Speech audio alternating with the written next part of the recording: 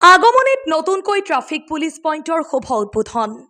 গোলকগঞ্জ সমজিলা অধীক্ষক কৰবী বনিয়া আগমনী প্ৰগতি মহাবিদ্যালয়ৰ মেইন গেটৰ সমীপৰ 17 নং ৰাষ্ট্ৰীয় ঘাইপথত নতুনকৈ ট্ৰাফিক পইণ্টৰ শুভ উদ্বোধন কৰে। উক্ত ঠাইখনত সঘনাই পথ দুৰ্ঘটনা সংঘটিত হৈ আহিছিল।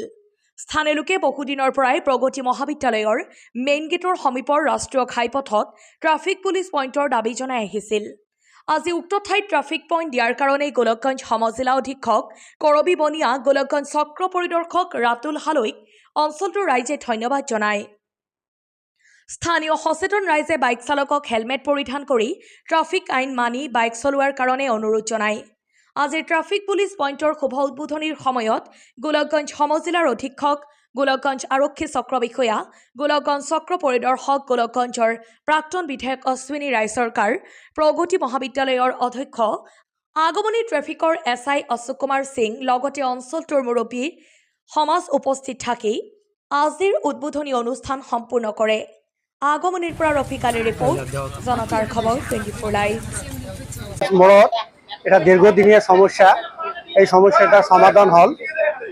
কাৰণ ইয়াত সঘনে এক্সিডেন্ট হৈ থাকে, বহুত মানুহৰ জীৱন হেৰুৱালে ইয়াতে।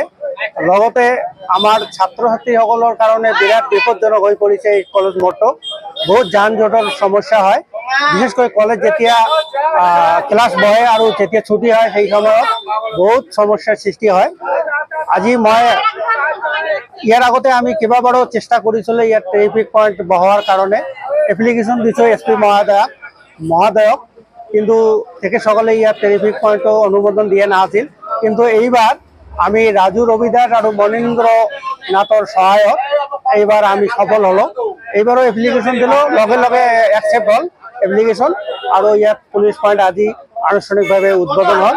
মই আগমনী আৰক্ষী চকীক আহ্বান জনাইছোঁ তেখেতসকলে যাতে এজন পুলিচ কৰ্মীক ইয়াত ডেইলি ডিউটিৰ কাৰণে নিয়োগ কৰে, যাতে ইয়াত কোনো ধৰণৰ অপ্ৰীতিকৰ বা এক্সিডেণ্ট সংঘটিত নহয়। এইখিনিয়ে মোৰ আহ্বান। আজি আমাৰ গোলকগঞ্জ সমষ্টিৰ প্ৰাক্তন বিধায়ক শ্ৰীযুত অশ্বিনী ৰায় চৰকাৰ ইয়াত এই অনুষ্ঠানত উপস্থিত আছিল। গোলকগঞ্জৰ কোৰ ডিষ্ট্ৰিক্টৰ SP মহোদয়া ইয়াত উপস্থিত আছিল, আৰু ইয়াৰ এই অঞ্চলৰ গণ্যমান্য ৰাইজ, আগমনী আৰক্ষী চকীৰ বিষয়ববীয়াসকলো ইয়াত উপস্থিত আছিল। তেখেতসকলৰ উপস্থিতিত আজি এই পুলিচ পইণ্টটো উদ্বোধন কৰা হ'ল। আপোনালোকে সকলোৱে জানে যে আমাৰ আগমনী প্ৰগতি কলেজ মোড় যিখন ঠাই আছে, এইখন এটা মানে এক্সিডেণ্ট এৰিয়া। আমি সকলোৱে বহুত দিনৰ পৰা মানে ডিমাণ্ড দি আছোঁ, এই আমাৰ ইয়াত এটা পাৰ্মানেণ্ট ট্ৰাফিক পইণ্ট লাগে। আজি সেইটো বাস্তৱ ৰূপত পৰিণত হ'ল, যে তাৰ কাৰণে আমি ধন্যবাদ দিম। আজি আমাৰ নতুনকৈ আমাৰ সমজিলাৰ SP মেডামক, তাৰ লগতে আমাৰ ইয়াৰ ট্ৰাফিক IC মহোদয়, আৰু লগতে আমাৰ ভাৰপ্ৰাপ্ত বিষয়া যিজন আগমনী আৰক্ষী চকীৰ আছিল, তাক আমি বিশেষকৈ আমাৰ প্ৰগতি কলেজ মোড়ৰ পৰা অঞ্চলৰ পৰা আমি ধন্যবাদ দিম, যে এইখিনি পাই আমি সুখী হৈছোঁ যে ইয়াত এটা আমাক পাৰ্মানেণ্ট ট্ৰাফিক পইণ্ট দিলে। আৰু এইটো ট্ৰাফিক পইণ্টটো আমি সকলো ৰাইজে আপোনাৰ জৰিয়তে এটা আমি জনাব বিচাৰিম, এটা মেছেজ দিব বিচাৰিম যে আজি ট্ৰাফিক পইণ্টত দিলে, এইটো ট্ৰাফিক পইণ্টত আজি ট্ৰাফিক আছে, তাতে আমি বোল আমাৰ প্ৰব্লেমটো সলভ নহ'ব। আমি ট্ৰাফিক এটা মাত্ৰ এটা মাধ্যম, যে আমি সকলোৱে ট্ৰাফিক আইন মানি চলিব লাগিব। আজি যিবিলাক আমাৰ যুৱ বন্ধুবিলাক আছে, তেওঁলোকে আজি বিশেষকৈ যিটো KTM বাইক হয়, সেইটো ইমান হাই স্পীডত চলে, সেইটো যাতে নকৰে।